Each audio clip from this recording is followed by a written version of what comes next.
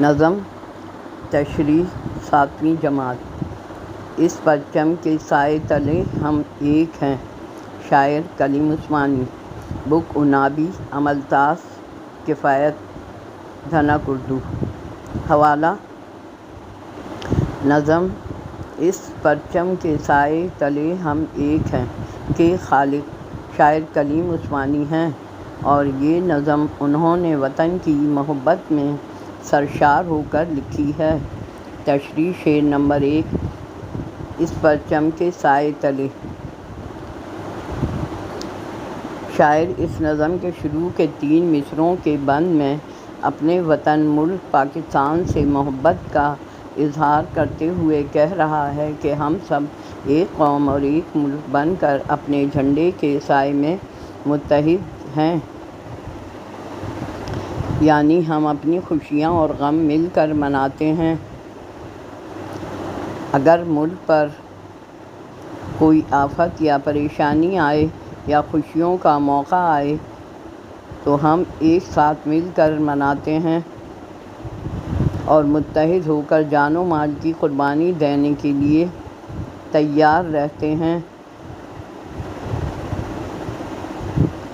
تشریح بند نمبر 1: شاعر اس بند میں کہہ رہا ہے کہ جس طرح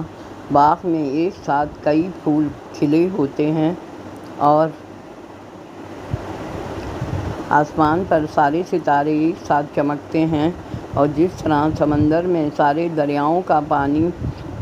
ایک ساتھ گرتا ہے، اسی طرح ہمارے صوبے کے الگ الگ لوگ اپنے ملک پاکستان کی ترقی کے لیے مل جل کر کام اور محنت کرتے ہیں، اور ملک کی اوپر آئی تمام پریشانیاں اور خوشیاں ہم مل کر برداشت کرتے ہیں، کیونکہ یہ ہمارا ملک ہے جس کی آزادی اور جھنڈے کے عزت و وقار کے لیے ہم سب کو مل جل کر کوشش کرنا ہے تاکہ ہم سے کوئی ہماری آزادی چھین نہ لے۔ تشریح بند نمبر 2: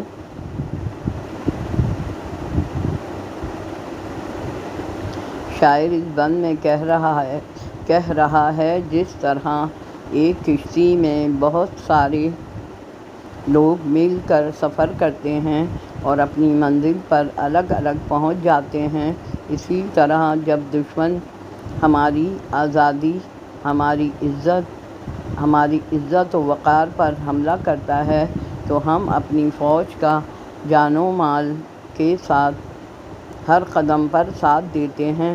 اور اس طرح متحد ہو جاتے ہیں جس طرح ہاتھ کی 5 انگلیوں کو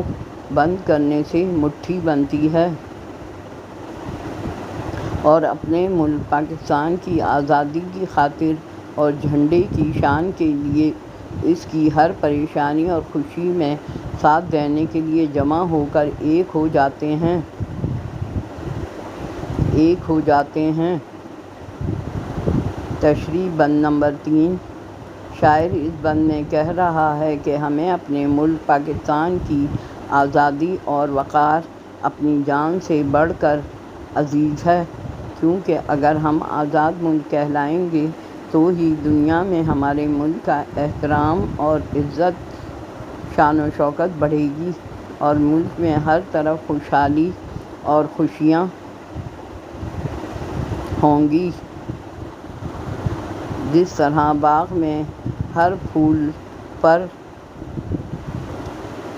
اوس شبنم ایک ساتھ گرتی ہے،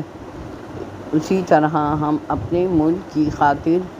ایک قوم کی حیثیت سے مل جل کر خوشیاں اور پریشانیاں جھیلیں گے تاکہ پاکستان کی آزادی، عزت اور وقار پر کوئی انگلی نہیں اٹھا سکے۔ آمین۔ پاکستان زندہ باد۔